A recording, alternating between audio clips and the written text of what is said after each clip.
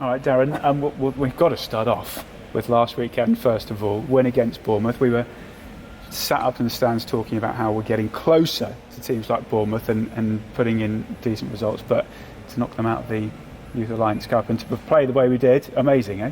It was a great feeling for the players and staff. It's been hard work in terms of getting closer to the teams that have been ultra competitive at our level. So to play Oxford and then go to Bournemouth and pick up the result and it being a cup game, you can imagine the feelings after the game. Yeah, well, tell us the feelings after the game. I mean, it must have been buzzing in the changing room. Our build-up to the week, it was making sure that the players maintained a huge amount of self-belief. We knew we were going to have to take ourselves to a place in terms of that enthusiasm, that energy level, and denying them time on space on the ball, because technically they are very good players, and if your timing's wrong, they will open you up. So I thought, from a defensive point of view, to keep a clean sheet against a Bournemouth team that are always the team that, against the opposition, they can open you up, because I think they beat Exeter 5-1 the week before. So we knew we had to be strong. To see what we put into practice throughout the week and some of the individual performances, Jack Endicott, Carlo Garside, there was Freddie Asaku jumped up to the 16s, players playing out of position, that was very rewarding. You mentioned the clean sheet, and I think so far this season we've only conceded one goal in the games we've played, which is quite incredible. Yeah, we've only conceded one, and it was an area that we wanted to improve on last season.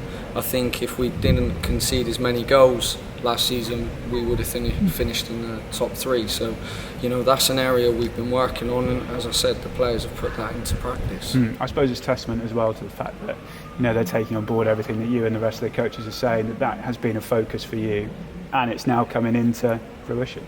It's very difficult as coaches to make sure you get the balance right at youth level between development and winning. And sometimes you don't want just to be concentrating on the winning and not getting the development. There's different ways to win a game. There's many different ways to win a game. Sometimes it could be that physical challenge, sometimes you could win a game technically. So to get that balance right and get players developing at the same time and seeing those improvements for us as staff, when we know we're making progress. I suppose if we don't concede, very unlikely to not pick up any sort of result, are you? This weekend, Swindon, back to league action. They've started really well, haven't they? Yeah, they've started very well. You can imagine in terms of the club at the moment, they're going in a different direction than probably what they was, whether that was 8 or 9 weeks ago. They got a new manager, they're probably putting a new philosophy in place. Players have bought into that. I've watched 1 or 2 of their games, and every game at this level now will be a tough challenge for our players.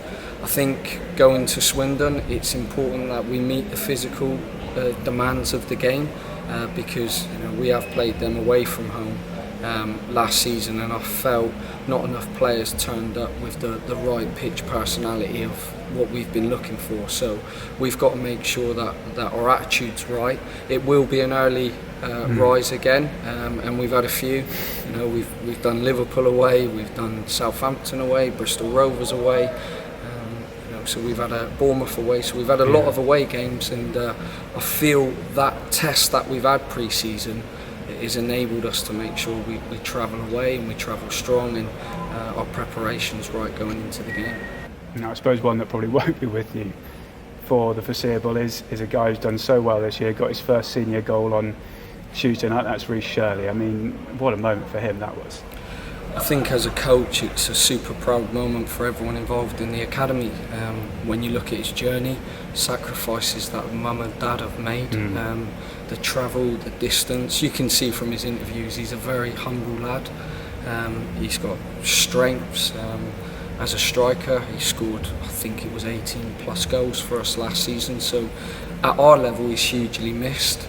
But I think in terms of making sure you get his development right, I think he's past 18's level. So making sure he bridges that gap, he takes the opportunity, which I think he has done, and the gaffer being a striker, Nan, Shuey, Juicnip, he's got excellent staff around him to make sure that his pathway now is the right pathway.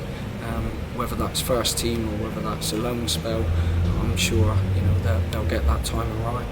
Well, good stuff, Darren. Best of luck on the weekend. Thanks a lot. Cheers.